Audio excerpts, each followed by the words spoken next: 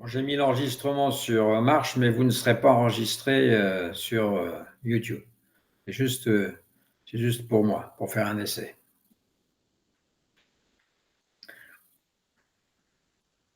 Donc, on en est toujours à la pensée juste. Je rappelle que la pensée juste fait suite à la vue juste.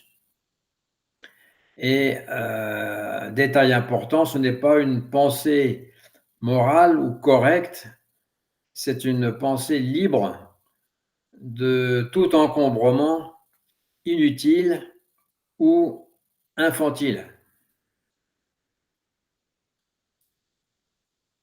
Et dans le chemin octuple, dont on a rappelé les 8 éléments la dernière fois, eh bien, elle suit naturellement, automatiquement, la vue juste. Si la vue est juste, forcément, la pensée est juste. C'est comme exactement comme la lumière suit l'aube naturellement. Il n'y a rien d'artificiel. Lorsque la vue s'éclaire, s'éveille, la pensée devient transparente. Non pour obéir à un code ou à un dogme, mais parce qu'elle naît d'un esprit clair, donc paisible. Et la dernière fois, on a aussi rappelé que la pensée juste comprenait 3 orientations: la bienveillance, la compassion et le renoncement. Et ces 3 éléments ne sont pas des vertus imposées, encore une fois, mais des élans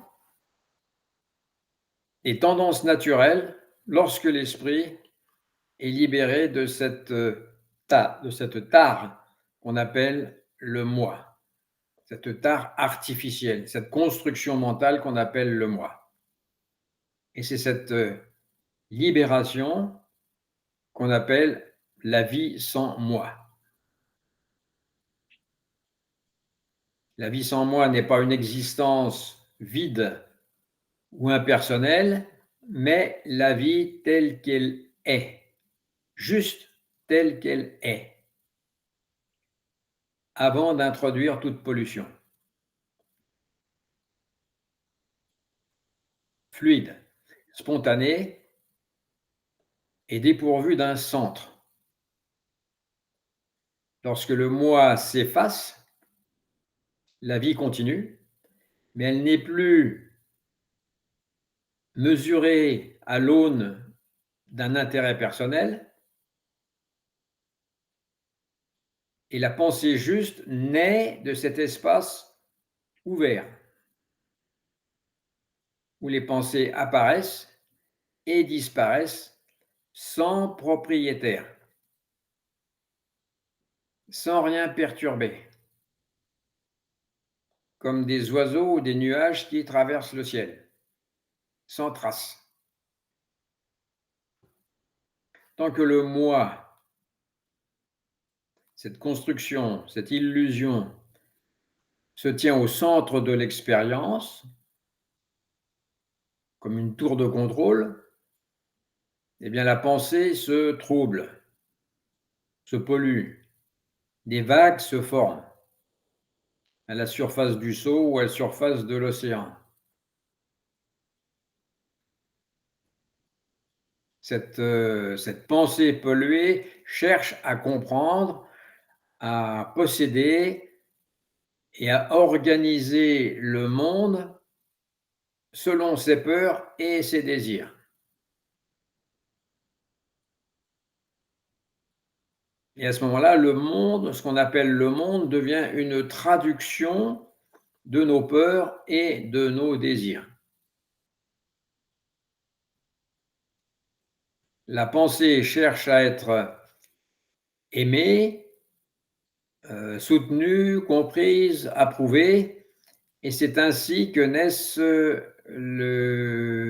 la souffrance, la confusion, la compétition, etc. En fait, ce qu'on appelle le moi, c'est un mauvais traducteur. Il transforme tout ce qu'il touche en histoire personnelle. Mais quand il se tait, comme dans Zazen par exemple, la réalité se montre telle qu'elle est, vivante et nue.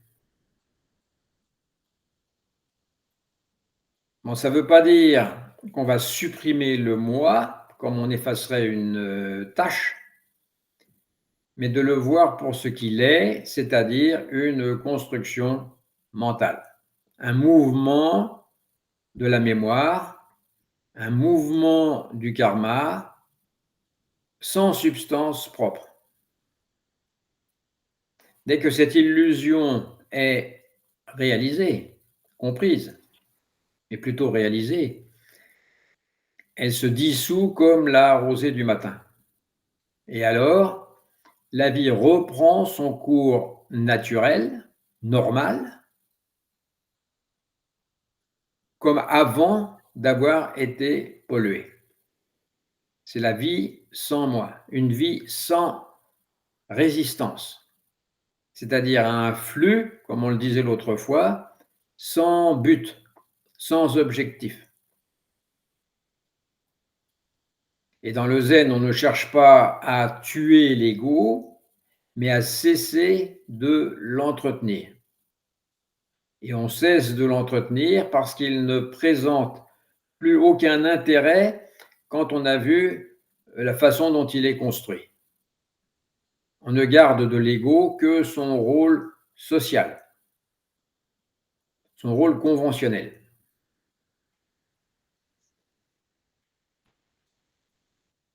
Et comme disent Dogen ou Deshimaru, la pensée juste, c'est la pensée Hishiryo. Ce n'est pas une absence de pensée, mais une pensée libérée du penseur, du pseudo-penseur, de cette illusion du penseur. Pendant Zazen, les pensées surgissent comme des vagues, comme on l'a dit, comme des vagues dans l'océan. Elles montent, se déploient, puis disparaissent d'elles-mêmes. L'océan ne les retient pas.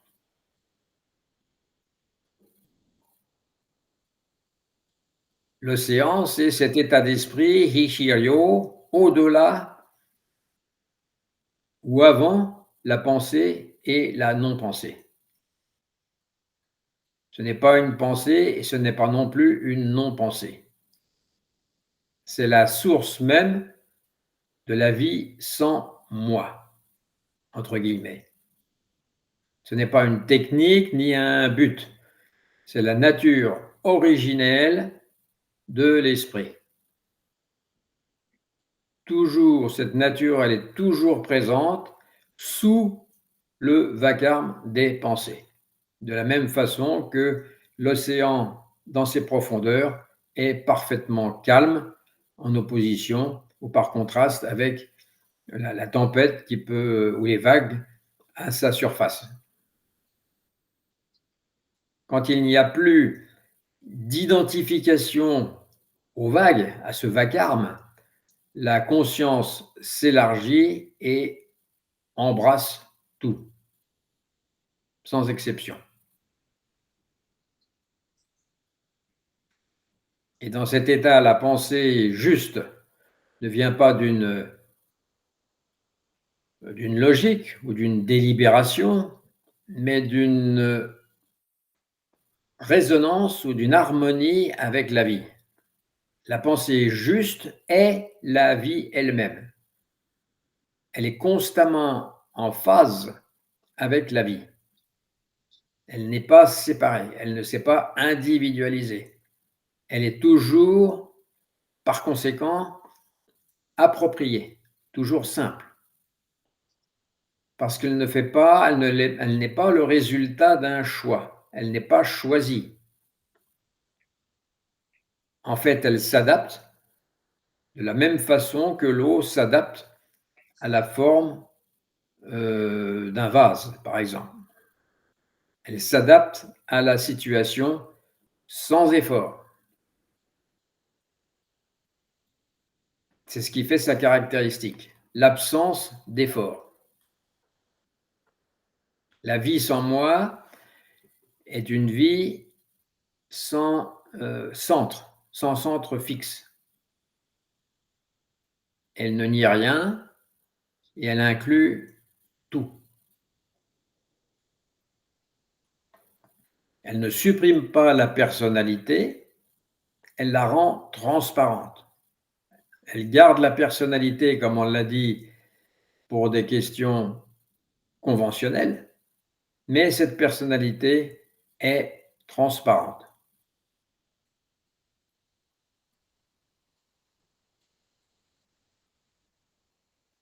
On continue d'agir, de parler, de penser, de discuter, mais sans s'enfermer dans le rôle de l'acteur.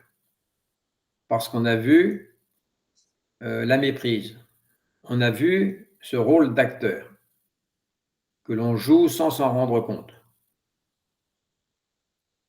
C'est ce que Dogen exprime dans le Genjo Koan, dans le Shobogenzo. Étudier la voix, c'est s'étudier soi-même. Et s'étudier soi-même, c'est s'oublier soi-même. Quand on dit de s'oublier soi-même, c'est oublier le caractère solide du moi. Quand le moi est oublié, toutes les barrières avec l'univers tombent. Tout devient le maître. Tout enseigne.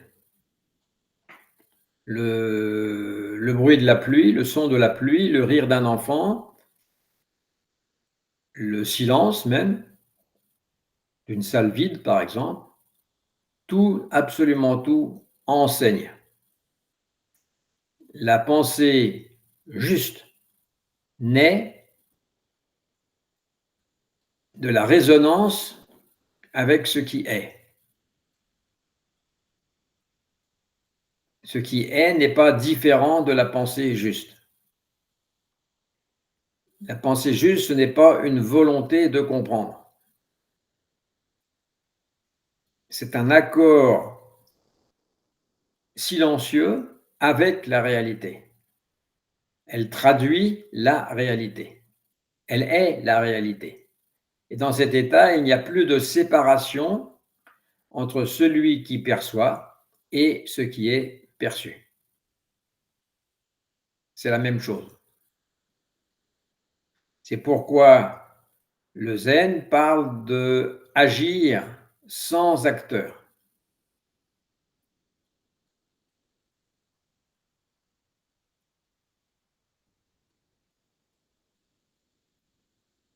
Et s'il n'y a plus d'acteur, il n'y a plus de désir, il n'y a plus de regret, il n'y a plus de temps, il y a juste l'action. Une parole, un geste, un regard peuvent exprimer la sagesse du zen sans qu'aucun moi ne s'en mêle. Il n'est pas nécessaire d'introduire cette idée saugrenue d'un moi qui n'a qu'un rôle conventionnel. Mais encore une fois, la vie sans moi ne veut pas dire s'effacer ou renoncer à exister. Au contraire, c'est vivre pleinement, mais sans s'approprier ce qui survient, ce qui arrive. C'est juste sans s'approprier. C'est pas bien compliqué. Juste sans s'approprier. C'est agir, mais sans revendication.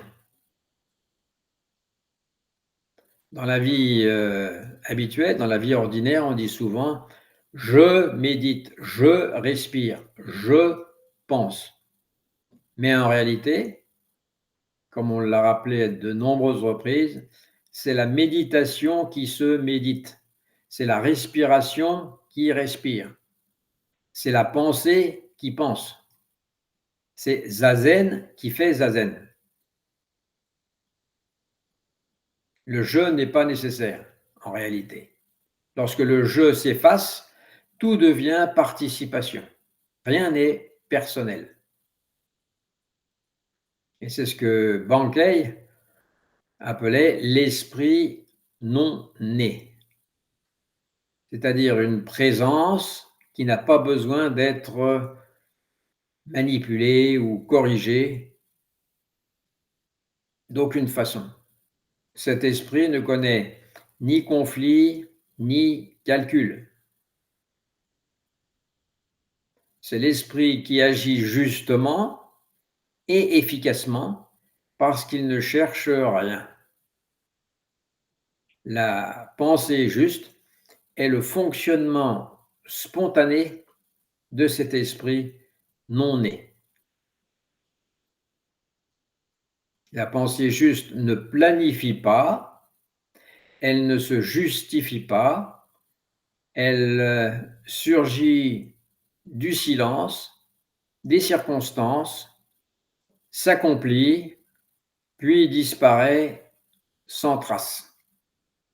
Et Deshimaru la comparait à la poule d'eau, parce que la poule d'eau ne laisse pas de traces. On ne sait pas d'où elle vient et on ne sait pas où elle va. Comme elle a les pattes dans l'eau, elle ne laisse pas de traces. C'est la même intelligence qui fait pousser l'herbe et briller les étoiles. Sans trace.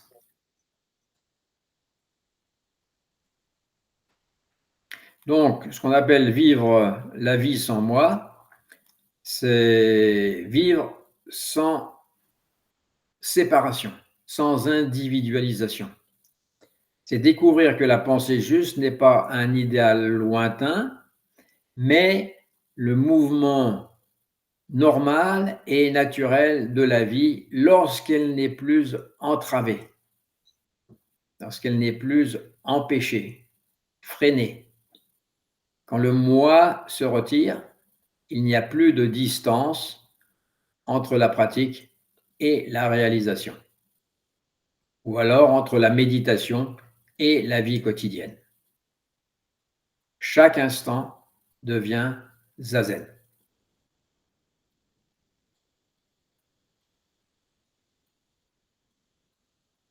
Comme boire un thé, marcher ou écouter quelqu'un, tout cela, tout devient la pratique de la vie sans moi. Tellement simple.